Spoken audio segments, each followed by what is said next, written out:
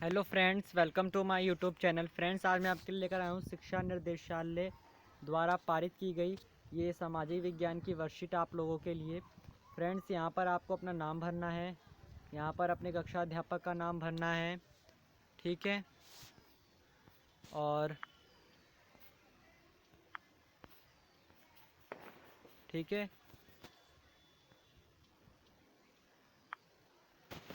और अब हम अपनी वर्कशीट पर थोड़ी सी चर्चा कर लेते हैं, ठीक है। वर्कशीट देख लीजिए आप लोग अपनी, क्या है आपकी वर्कशीट आज की, टॉपिक क्या है इसका, इस सब पे आज हम चर्चा कर लेते हैं। भारत में परिवहन मानचित्र पर पाइपलाइन का एक नया परिवहन का साधन है।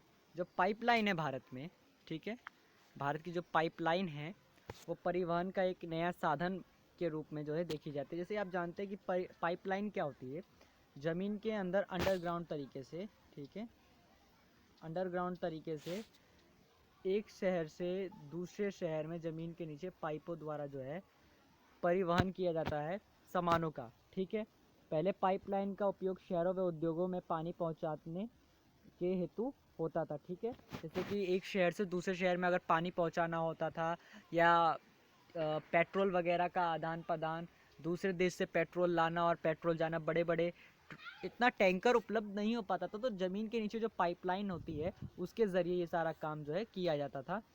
और उसके बाद जैसे कि आप देखते हो आज दिल्ली जल बोर्ड में भी बहुत सारे टैंकर्स होते हैं और ज़मीन के नीचे भी पाइपलाइन होती है, ठीक है, उसके ज़रिए भी पानी का परिवहन होता है। उसके बाद है आज उसका प्रयोग कच्चा तेल, मैंने आपको बताया पेट्रोल वगैरह तथा तेल के प्राकृतिक उत्पाद तथा गैस क्षेत्र में उपलब्ध, जैसे शोधनशाला, उर्वरक कारखानों व बड़े ताप विद्युत ग्रहों तक पहुंचाने में किया जाता है। आज इसका उपयोग किस लिए किया जाता है? आज उसका उपयोग किया जाता है पेट्रोल के आदान प्रदान के लिए और तेल वगैरह के लिए, यानी कि लिक्विड के लिए, क्योंकि पाइप में तो लिक्विड ही बह सकता है, जाहिर सी बात है। तो पाइप में के ज़रिए जो है लाया जाता है लिक्विड को, ठीक है। और बड़े बड़े शोधनशालाओं में उर्वरक उर्वरक के कारखानों में जो है लाया जाता है। उसके बाद है ठोस पदार्थों को तरल अवस्था में परिवर्तित कर पाइपलाइन द्वारा ले जाया जाता है, ठीक है। अब मान लीजिए कोई ठोस वस्तु है, उसका कैसे परिवहन करेंगे पाइपलाइन में? तो पाइपलाइन में ठोस वस्तु का जो है परिवहन करने के लिए मैंने आपको पहले ही बता दिया है कि लिक्विड ही परिवहन किया जा सकता है, बस पाइपलाइन से लिक्विड ही जा सकता है, ठोस जा नहीं सकता।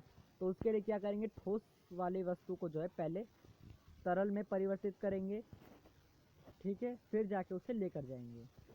उसके बाद है सुंदर आंतरिक भागों में स्थित शोधन शालाएं जैसे बरौनी, मथुरा, पानीपत तथा गैस पर आधारित उर्वरक कारखानों की स्थापना पाइपलाइनों के जाल के कारण ही हो पाई है, ठीक है। क्या कह रहा है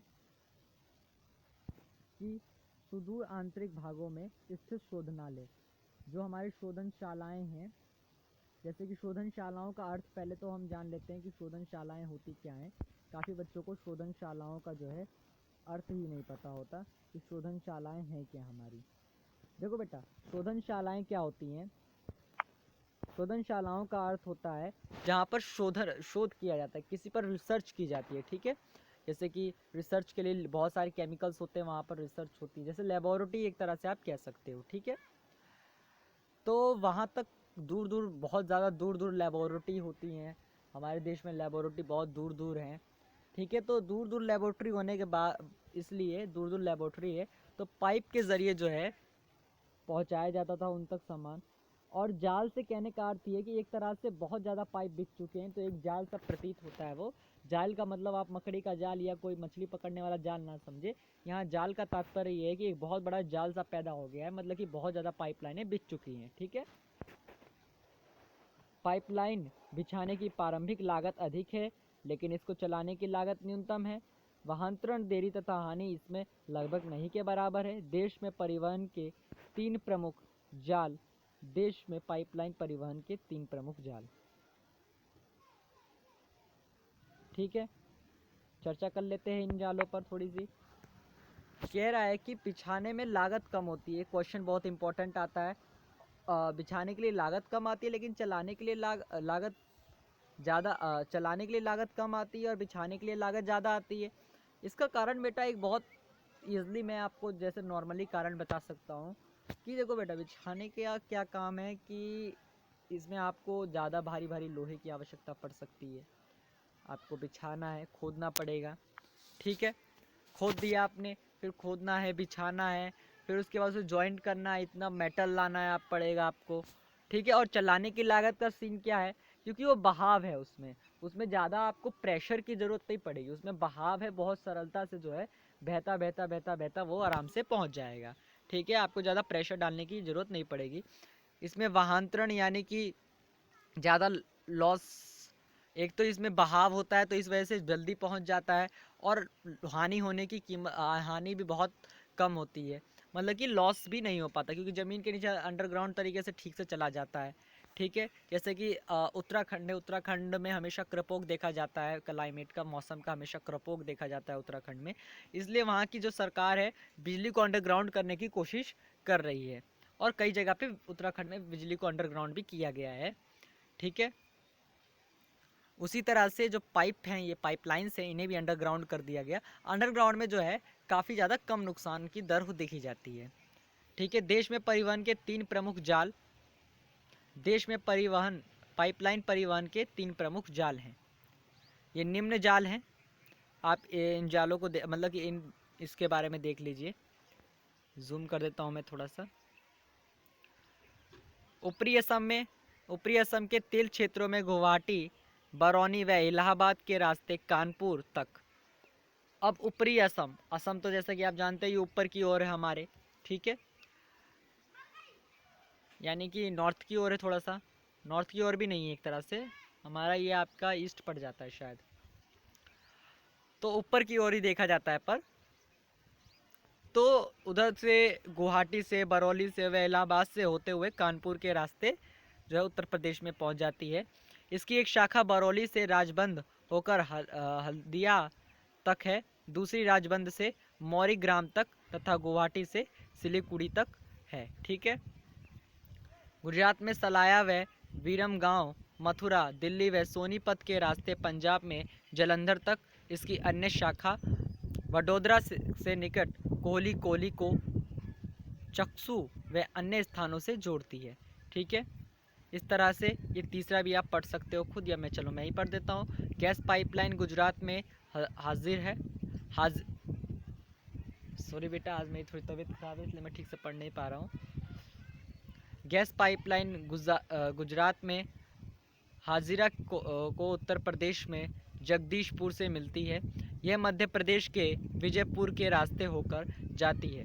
इसकी शाखाएं राजस्थान में कोटा तथा उत्तर प्रदेश के शाहजहाँपुर, बबराला व अन्य स्थानों पर है, ठीक है। अब सीधा क्वेश्चन आंसर पे ज़्यादा चर्चा ना कर पाएंगे, हम नहीं कर पाएंगे ज़्यादा चर्चा, पर मैं तभी आपको समझा देता हूँ। तो देख लेते हैं, पहला क्वेश्चन कह रहा है ठोस पदार्थों को पाइपलाइन परिवहन के माध्यम से किस प्रकार एक जगह से दूसरे जगह ले जाया जाता है। पहले उसे लिक्विड में चेंज करेंगे, उसके बाद ले जाएंगे, जाहिर सी बात है, मैंने आपको ऊपर ही बता दिया। आपको ऐसा क्यों लगता है कि पाइपलाइन परिवहन को चलाने की लागत कम है, इसका उत्तर भी आपको ऊपर एकदम यहाँ पर जो है मिल जाएगा। लागत कम है क्योंकि उसमें जितनी भी लागत होती है वो बनाने में होती है, चलाने के लिए उसमें कम लागत की आवश्यकता पड़ती है, ठीक है। उसके बाद है देश में पाइपलाइन परिवहन के तीन प्रमुख जाल कौन से हैं।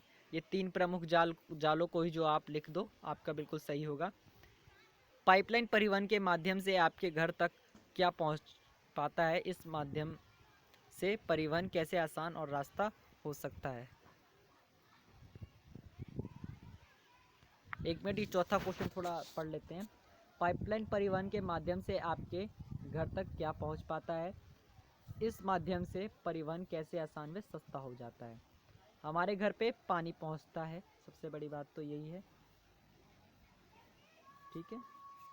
और आपके घर पे पानी आता होगा, पानी नहीं आता तो कई जगहों पे तो ऑयल भी आता है, ठीक है, इलेक्ट्रिसिटी भी आती है, ठीक है। और बेटा मैं आपको बताना चाहता हूँ मोस्ट इम्पॉर्टेंट क्वेश्चन, कभी कभार ये जो है पूछ लिया जाता है, मोस्ट इम्पॉर्टेंट क्वेश्चन हो जाता है कभी कभार ये। और अगर मैं बात करूँ मोस्ट इम्पॉर्टेंट क्वेश्चन की, तो ये भी कोई पीछे रहने वाला क्वेश्चन तो बिल्कुल नहीं है। क्वेश्चन नंबर 3 ये भी मोस्ट इम्पॉर्टेंट क्वेश्चन हो जाता है कभी कभार। और अगर मैं और बात करूँ मोस्ट इम्पॉर्टेंट क्वेश्चन की,